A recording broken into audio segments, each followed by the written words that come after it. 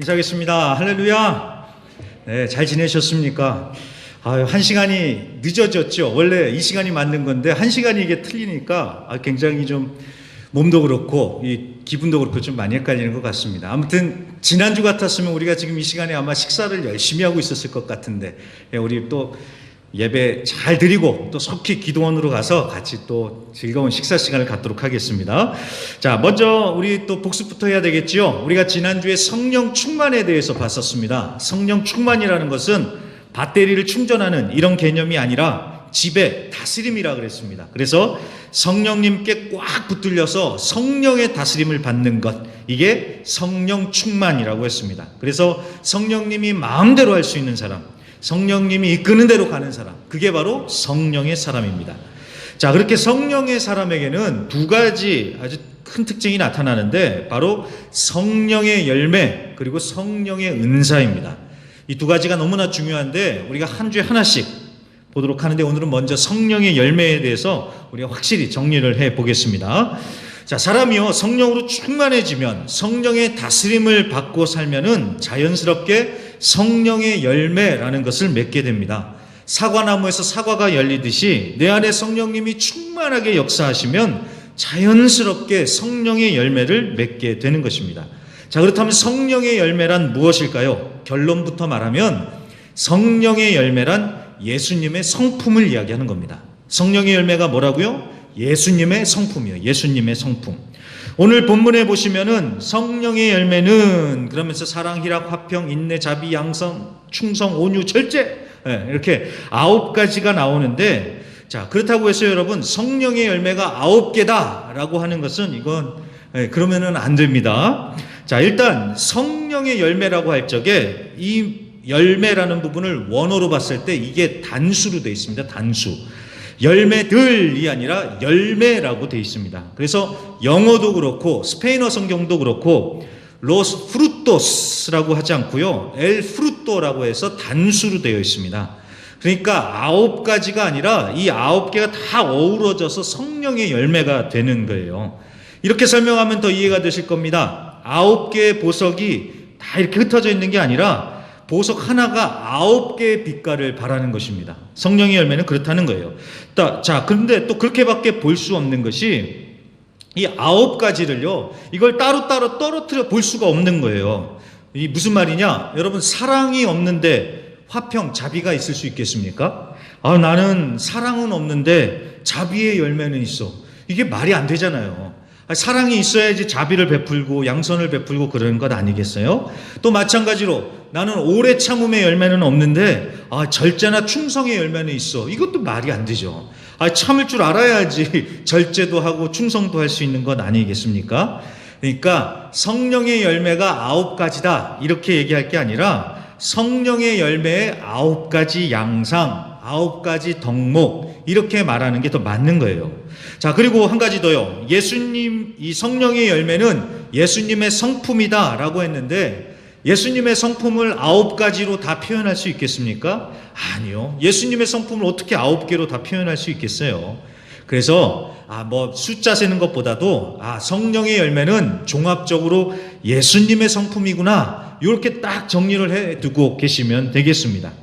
그래서 정리를 합니다. 성령 충만하면 성령의 열매를 맺게 되는데 성령의 열매란 예수님의 성품이구나. 그래서 성령의 사람이라는 것은 예수님의 성품이 드러나는 사람, 즉 예수님을 닮은 사람이구나, 이렇게 이제 정리를 하고 계시면 이제 확실히 오늘 설교는 일단은 전체적인 결론은 다 이해를 하신 거예요. 자, 그러면 이제 조금 넘어가서요, 오늘 우리는 그 9가지 사랑, 희락, 화평, 이 9가지를 하나하나 보지는 않겠습니다. 주보 3페이지에 거의 스페인어로도 되어 있고 뜻도 적혀 있으니까 참고를 해 주시고요. 우리가 성령의 열매에 대해서 생각을 할 적에 아주 중요한 2가지만 우리가 나눠보도록 하겠습니다. 첫째는요, 이 열매라는 게 너무 중요하다는 거예요. 열매. 자, 왜 그렇습니까? 믿음은 열매로 증명이 되기 때문에 그렇습니다. 우리가 하나님 앞에 섰을 적에 무엇이 우리의 믿음을 증명할까요? 교회에 몇 년을 다녔는지, 직분이 뭔지, 그 다음에 또 뭘 했는지, 이런 거요? 아니요. 하나님은 열매를 보시더라는 겁니다. 열매요. 마태복음 7장 15절부터 20절을 보겠습니다. 거짓 선지자들을 삼가하라. 양의 옷을 입고 너희에게 나오나 속에는 노략질하는 일이라. 그들의 열매로 그들을 알지니 가시나무에서 포도를 또는 엉겅퀴에서 무화과를 따겠느냐. 이와 같이 좋은 나무마다 아름다운 열매를 맺고 못된 나무가 나쁜 열매를 맺나니 좋은 나무가 나쁜 열매를 맺을 수 없고 못된 나무가 아름다운 열매를 맺을 수 없느니라. 아름다운 열매를 맺지 아니하는 나무마다 찍혀 불에 던지느니라. 이러므로 그들의 열매로 그들을 알리라. 아멘. 자, 무엇으로 그들을 알리라고요? 열매로요. 열매로 안다는 것입니다. 자, 우리가 마태복음 7장 이 말씀을 다 읽지는 않았지만 마태복음 7장 22절부터는요 정말 소름 끼치는 얘기가 나옵니다. 이 주님 앞에 딱 섰을 적에 거짓 선지자들이 그러는 거예요. 주님, 우리가 예수의 이름으로 선지자 노릇도 했고 귀신도 내쫓고 많은 일을 했대요. 그랬더니 주님이 뭐라 그러시는 줄 아십니까? 아이고 그러냐고, 수고 많았다고, 너희들은 저희 천국 패스, 저 1등석에 가서 앉아있으라고. 안 그러세요. 나는 너희 모른다, 떠나가라, 이렇게 단호하게 그들을 내쫓아내십니다. 왜요? 하나님은 경력이나 실적을 보는 게 아니라 열매를 보시기 때문에. 열매요. 열매. 그래서 열매가 중요합니다. 자, 또 둘째로요, 우리가 성령의 열매의 9가지 이 양상을 잘 보면은요, 이 성령의 이 9가지 양상, 열매의 9가지 양상들이 성품이나 인격과 연결이 되어 있고 관계지향적이라는 사실을 우리가 알아야 됩니다. 자, 사랑, 희락, 화평, 이게 다 우리의 내면, 그러니까 성품적인 특징이죠. 성품이요. 그리고 이 9가지가 다 하나님과 이웃과의 관계 속에서 나타나는 덕목들입니다. 그래서 하나님을 사랑하고 이웃을 사랑하고 하나님과 화평하고 다른 이들과 화평하고, 이 관계잖아요. 관계. 또 다른 이들을 참아주고 다른 이들에게 자비를 베풀고 양선을 행하고, 그러니까 한 사람의 인품, 성품, 인격, 그리고 다른 이들을 대하는 태도, 이것과 성령의 열매가 연관이 되더라는 것입니다. 성령의 열매 분명히 이해가 되셨죠? 어떤 능력 이런 게 아니라, 이런 것보다도 내 성품, 내면적인 모습, 그리고 다른 사람들과의 관계, 이런 부분에서 성령의 열매가 나타난다는 겁니다. 자, 전에 한국의 송태근 목사님이라는 분이 그 백부장의 믿음에 대해서 설교를 하시는데 이런 말씀을 하시더라고요. 먼저 본문부터 한번 볼게요. 누가복음 7장 1절부터 3절입니다. 예수께서 모든 말씀을 백성에게 들려주시기를 마치신 후에 가버나움으로 들어가시니라. 어떤 백부장의 사랑하는 종이 병들어 죽게 되었더니 예수의 소문을 듣고 유대인의 장로 몇 사람을 예수께 보내어 오셔서 그 종을 구해 주시기를 청한지라. 아멘. 자, 어떤 백부장이요. 백부장은 당시 로마 군대에서 100명을 부하로 거느린 사람이 백부장입니다. 어느 백부장이 유대인 장로들을 이렇게 보내서 자기 종을 고쳐달라고 청을 넣은 거예요. 예수님한테. 자, 이거는 우리가 오늘날 읽고 있으니까 뭐 그러려니 하겠지만 이 당시 시대로서는요, 이건 정말 말도 안 되는 얘기입니다. 왜냐하면 이 당시에 종, 그러니까 노예죠. 노예는 사람 취급도 못 받았어요. 그냥 소모품이었어요. 소모품. 노예가 아프다? 그러면 그냥 앓다가 죽도록 그냥 내버려 두면 되는 거예요. 그리고 새 노예를 하나 더 사서 그냥 그 자리를 채우면 되는 것이었습니다. 그런데 이 백부장은 종을 너무나 아끼고 사랑하는 것도 모자라서 종이 아프다고 예수님께 사람까지 보내서 고쳐달라고 요청을 하는 거예요. 아무리 작은 자라도 무시하지 않고 사랑으로 대한 거죠. 사랑으로요. 자, 이 이야기를 보면서 송태근 목사님이 하시는 말씀이, 정말 저 사람이 믿음이 바로 된 믿음이고 저 사람이 기독교인으로서 성숙하느냐 아니냐를 가늠하는 잣대는 사람에 대한 태도라고 볼 수밖에 없습니다. 아무리 일상에서 만나는 평범한 분들이라도 함부로 대하지 않고 존중하고 귀히 여기는 태도가 있어야 합니다. 이렇게 말씀을 하시더라고요. 정말 그 말이 맞습니다. 믿음 좋다고 성령 충만하다고 하면서 다른 사람들을 함부로 대하고 말도 막 하고 무례히하면은 안 되겠죠. 나보다 나이가 어리다고, 내가 월급 주는 직원이라고, 나보다 직급이 낮다고, 나보다 좀 못 사는 것 같다고 막 하면은 안 되겠죠. 성령 충만한 사람이라면 아무리 작은 자라도 존중하고 사랑으로 대해야 하는 것입니다. 우리 주일학교 아이들을 보면은요, 정말 얼마나 귀여운지 모르겠습니다. 저는 일부러라도 가서 하이펀치 하면서 이렇게 매주 인사를 하고 말도 거는데요. 이 아이들이요, 반응이 얼마나 즉각적인지 모릅니다. 애들이요, 제가 반말하잖아요? 그럼 걔네들도 반말합니다. 잘 잤어요? 잘 잤어? 그러면은, 응, 잘 잤어. 저한테 이래요. 그런데 제가 존댓말로 하잖아요? 그럼 또 존댓말로 해줘요. 잘 잤어요? 그러면 네, 잘 잤어요. 저한테 이렇게 즉각 존댓말로 대답을 해줍니다. 근데 그게요, 너무 귀여워요. 너무 귀여워요. 그래서 제가 그런 모습들을 보면서 제가 우리 주일학교 어린이들한테 훈련을 받습니다. 무슨 훈련이요? 나 기분 나쁜 것만 생각할 게 아니라 내가 그 사람한테 어떻게 했는지 나 자신부터 돌아봐야겠구나.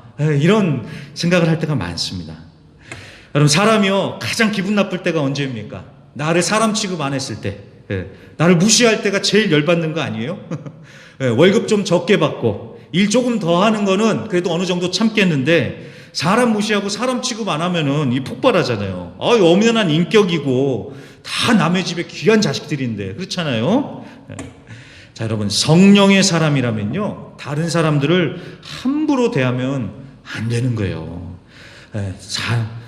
정말 그러면은 다시 기도하면서 성령의 충만함을 받아야 됩니다. 분명하지요. 자, 이 부분에 있어서는 저나 그 목사님만 얘기하는 게 아니라 분당 우리 교회 이찬수 목사님도 동일한 말씀을 합니다. 삶으로 증명하라 라는 책에 보면은 이렇게 쓰여 있습니다.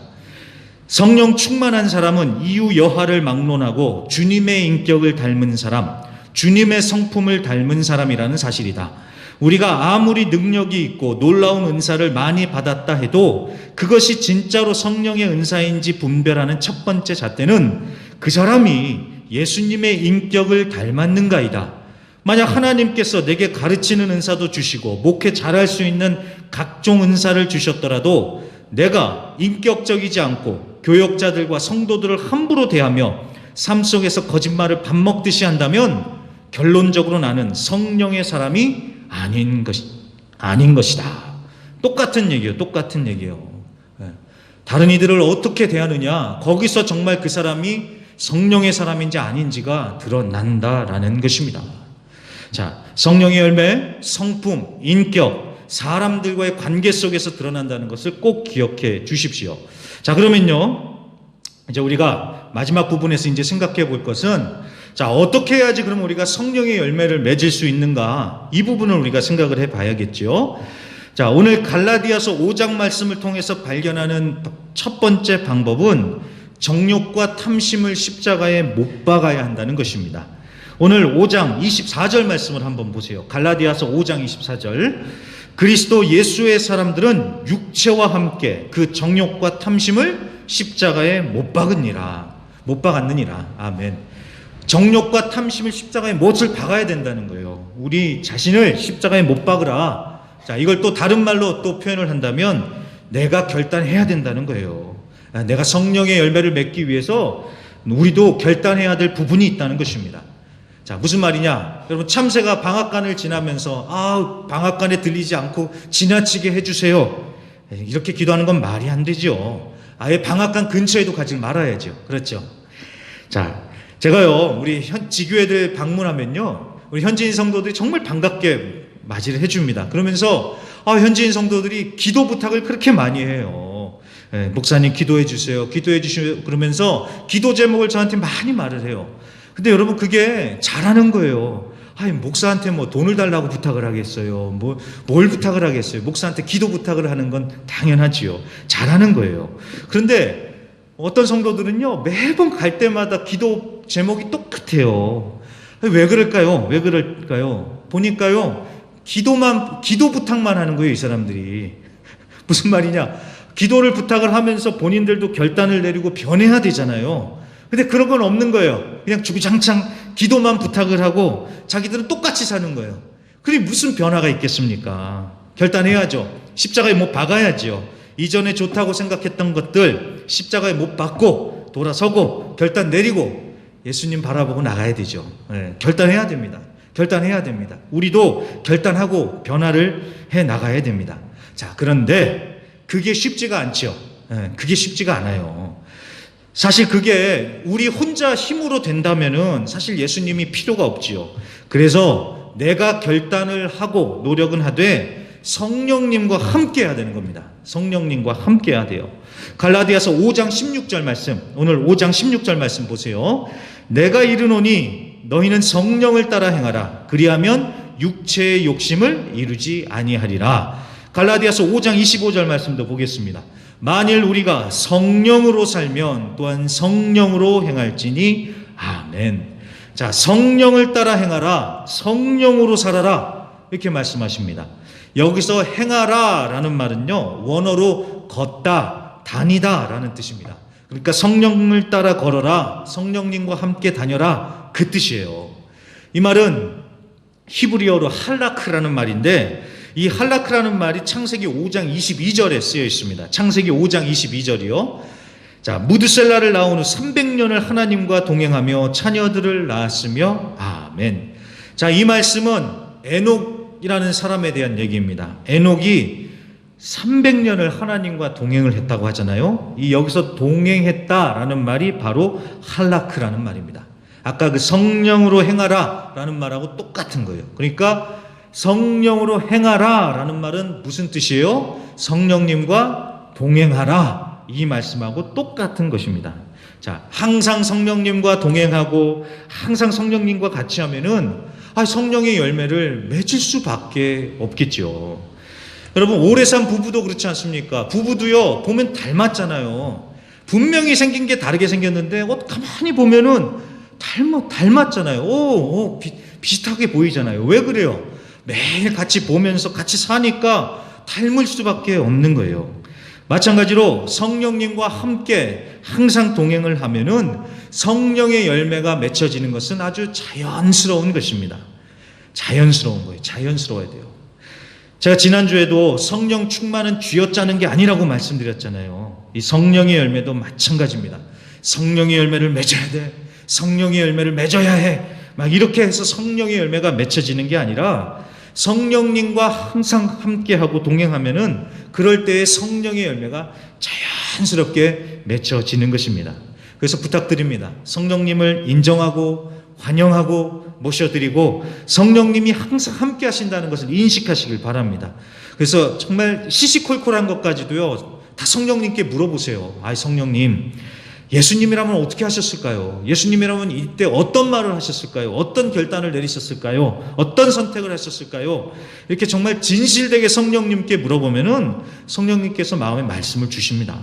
성령님 꼭 기억하시고요. 자, 성령의 열매를 맺으려면 성령을 따라 행하라. 성령님과 동행하는 삶을 살아라. 이걸 꼭 기억해 주시기를 바랍니다. 그리고 한 가지만 더요. 이 성령의 열매는 하루아침에 맺어지는 게 아니다라는 것을 꼭 기억해 주십시오. 자, 예수 믿었다고 사람이 어떻게 하루아침에 변하겠어요? 그러면 얼마나 좋겠어요? 그런데 그게 아니라 예수를 믿은 순간부터 이제 변화되는 과정이 시작이 되는 겁니다. 이제부터 하나님의 훈련이 시작되는 거예요.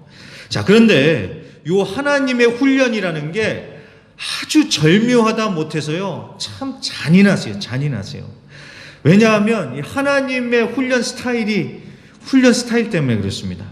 하나님이 우리를 어떻게 훈련을 시키시냐면요, 정반대의 상황을 통해서 우리를 훈련을 시키세요. 그리고 또 철을 날카롭게 한다고 사람은 또 사람을 통해서 훈련시키실 때가 많습니다. 그래서 제가 잔인하다는 거예요. 자, 이게 무슨 얘기냐? 이 부분에 있어서는 그 목적을 이끄는 삶을 쓰신 릭 워렌 목사님이 너무나도 잘 설명을 해서 제가 그분의 말을 인용을 해보겠습니다. 이분이 그렇게 얘기해요. 하나님은 우리가 시험을 당하고 성령의 열매와 정반대의 특성을 드러낼 수 있는 상황을 경험하게 하심으로써 우리의 삶 속에서 성령의 열매를 맺게 하신다. 이게 무슨 말이냐? 예를 들어 하나님은 우리 곁에 사랑스럽지 않은 사람을 주위에 두셔서 사랑을 가르치신다. 사랑할 만하고 우리를 사랑하는 사람들을 사랑하는 것은 성품과 무관하다. 자, 이해가 되시죠? 또 하나님은 우리가 슬픔 속에서 하나님을 찾을 때 진정한 기쁨을 가르쳐 주신다. 환난 가운데 기뻐할 수 있는 것을 배우게 하기 위해서 이런 걸 허락하신다는 거예요. 또 하나님은 우리의 계획대로 일이 진행되지 않고 혼란스럽고 당황스러운 상황을 경험하게 하심으로써 우리 안에 진정한 평안을 허락하신다. 자, 누구든지 아름다운 일몰을 보거나 아니면 바캉스를 가면 다 평안을 누릴 수 있다. 우리는 걱정과 두려움으로 시험당하는 상황 속에서 하나님을 신뢰하기로 선택함으로써 진정한 평안을 배운다. 이와 마찬가지로 기다려야만 하는 압박을 당하고 분노와 조급함의 시험이 있는 상황 속에서 인내심을 기르게 된다. 자, 이해가 되셨죠? 정반대의 상황을 겪게 하심으로써 기쁨을 누리는 법을 배우게 하시고 평안을 누리는 법을 배우게 하시고 인내를 배우게 하신다는 겁니다. 특별히 여러분, 사랑에 대한 얘기 정말 너무 공감하지 않으세요? 사랑을 가르치기 위해서 전혀 사랑스럽지 않은 그런 사람을 우리 곁에 두신대요. 그렇게 해서 사랑을 배우게 하시려고. 이게 얼마나 잔인합니까? 근데 여러분, 정말 그러세요. 다윗을 한번 생각해 보시기 바랍니다. 다윗이요. 사울 왕이 다윗을 얼마나 그렇게 못살게 굴었습니까? 그러면 하나님이 사울 왕을 없애주든지 치워버려야지, 그래야 되지 않겠습니까? 그런데 그렇지 않고 사울 왕을 끝까지 다윗 곁에 두셨죠. 자, 그렇게 해서 다윗은 훈련을 받으면서 권위와 질서에 순종하는 것을 배웠고 정말 사랑을 배웠습니다. 그래서 사울 왕이 죽었을 때 가장 슬퍼한 사람이 누구예요? 다윗이요. 다윗. 그러니까 여러분, 참 하나님이 참 잔인하신 것 같아요. 정말 잔인하신 것 같아요. 어찌도 우리를 이렇게 지독하게 다루실까? 정말 하나님이 참 원망스럽기도 합니다. 그래서 그런 생각도 들었습니다. 하나님은 해병대 가셔야겠다고. 이 빨간 모자 딱 쓰고 거기 가서 조교하시면 하나님 너무 잘하실 것 같다는 생각이 들었습니다. 너무 지독하잖아요. 근데 여러분, 또 이렇게 생각을 해보세요. 하나님이 너무 하신 것 같지만 그 얘기는 우리가 그렇게 말을 안 듣고 독하다는 뜻이에요. 이해가 되셨죠? 자, 우리가 좋은 말로 해서 듣습니까? 우리가? 안 듣잖아요. 요새 우리가 수요 예배 때 에스겔서를 계속 보고 있거든요. 근데 거기에 보면은 똑같아요. 이스라엘 백성들이 하나님이 좋은 말로 할 때는 안 들어요. 그래서 하나님이 내치고 돌려치고 만신창이로 만드시고 다 망하게 하니까, 쫄딱 망하게 하니까 그제서야 하나님이 여호와인 줄 알고 그제서야 하나님의 말을 듣습니다. 근데 이스라엘만 그런 게 아닙니다. 우리가 다 그래요. 저나 우리 성도님들이나 이 세상에 있는 우리는 다 그렇게 독하고 즐겨요. 진짜 즐겨요. 그러니까 하나님이 그렇게 강도 높은 훈련을 시키시는 건 아니겠습니까? 그래도 여러분, 감사한 것은요, 저나 우리 성도님들이나 많이 변했다는 사실입니다. 우리 성도님들 많이 변하지 않으셨어요? 예수님 처음 믿었을 때, 처음 교회 나오셨을 때 여러분 어떠셨어요? 그때와 지금을 비교해 보시면 그래도 좀 변하신 것 같지 않으십니까? 물론 아직도 남았어요. 아직도 멀었습니다. 그래도 좀 변한 것 같지 않으세요? 그때보다는 많이 유들유들해지지 않으셨습니까? 물론 아직도 좀 변했다 싶은데 욱 하면서 막 성질 나올 때가 있어요. 그럴 때도 있어요. 이게 하루아침에 되는 건 아닙니다. 제가 봤을 땐 이거 아마 죽을 때까지 평생 훈련을 받아야 되는 것 같습니다. 그래도 우리가 조금씩 변하고 있지 않습니까? 이거는 우리가 잘해서가 아니라 하나님이 우리를 훈련시키고 계시기 때문에 우리가 변해가고 있는 것입니다. 하나님의 훈련, 하나님께서 우리를 예수님답게 변화시켜 가시는 줄로 믿습니다. 그래서 말씀을 이제 마치고 정리를 하겠습니다. 자, 오늘 우리는 성령의 열매를 봤는데, 저는 참 부끄러운 얘기지만 예전에 참 저는 능력 있는 사람이 되고 싶었습니다. 능력 있는 사역자, 유능한 사역자가 되고 싶었습니다. 그래서 능력 있는 종이다, 막 이런 얘기를 듣고 싶었습니다. 그래서 성령님을 얼마나 쥐어짰는지 모릅니다. 능력 달라고. 근데 말씀을 통해서 깨닫는 바가 무엇이냐?